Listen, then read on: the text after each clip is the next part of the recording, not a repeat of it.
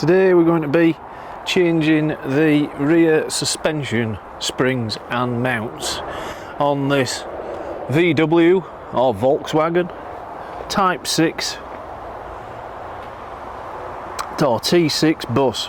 So the first thing I'm going to do is take a little measurement on the suspension before we do anything else, just to check the ride height, and then after we fit the components we're going to check again just to note any differences.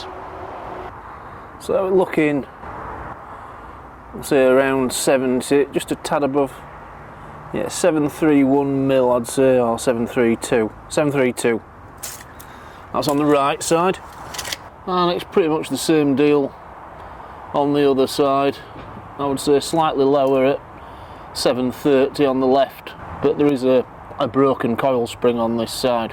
So we've got the wheel removed. You'll need a 19mm socket for that, and that's the bad boy coil spring we're going to be replacing.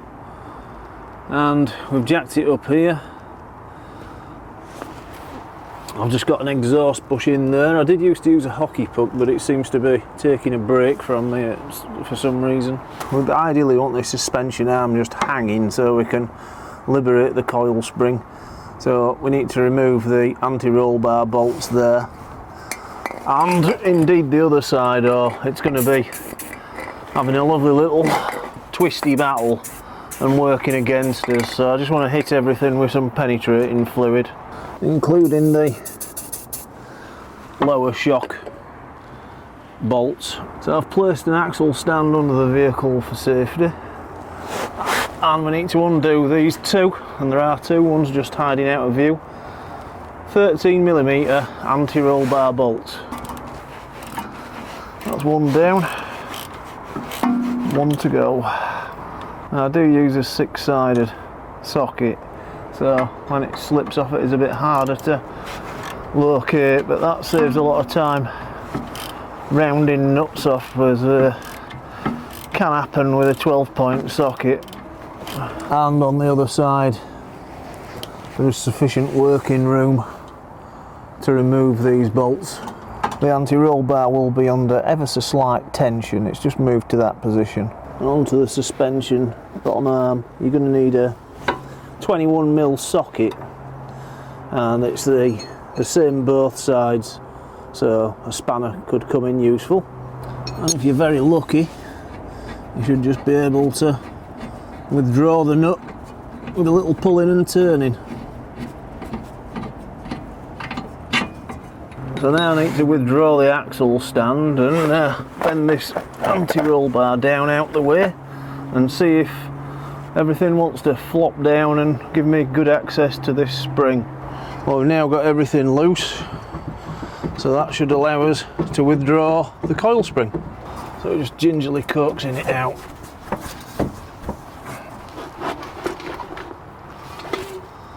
It is a two-handed job.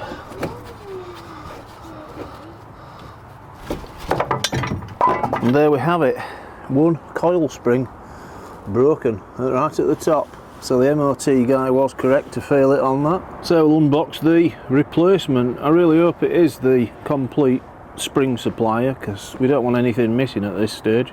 So here is the new spring with the respective seats, and it looks to be of the same thickness, which is really good.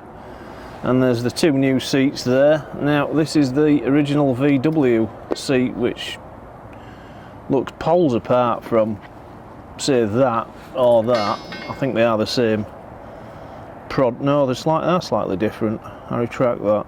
Well, on further examination they are different, and this one says quite clearly upper, and that one by default must be the lower, even though it doesn't say it.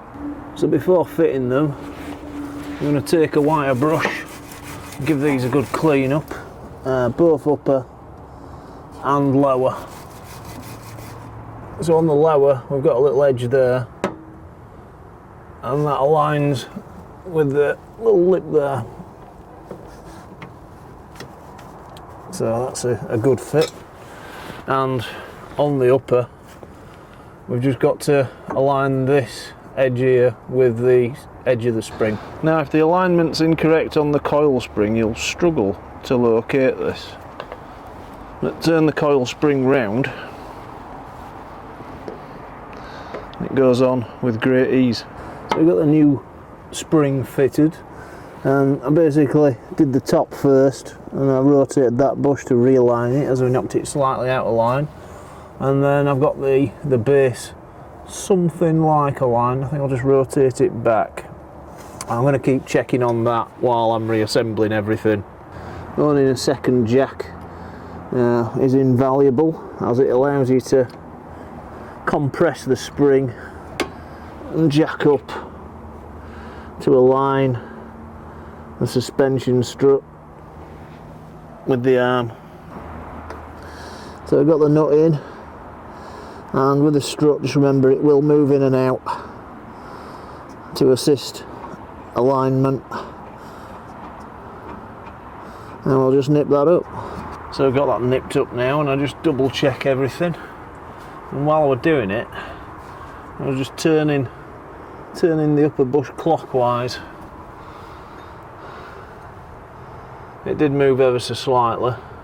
So that is one side down and one to go, as these coil springs are best changed in pairs. Well, I'm on the other side now, and this wheel's putting up a bit of a fight.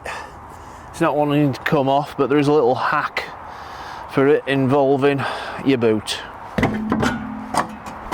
And if the lower suspension bolt is being stubborn, just wind the nut almost fully on, and then you can give it a good tap. Tap it either way. Bit of penetrating fluid in, and it should soon loosen up. So I've just liberated this old spring, and it's totally intact. And I just noticed a fundamental difference. The other one snapped there. Now if you look at the replacement string, it's a lot beefier, so hopefully it should last longer.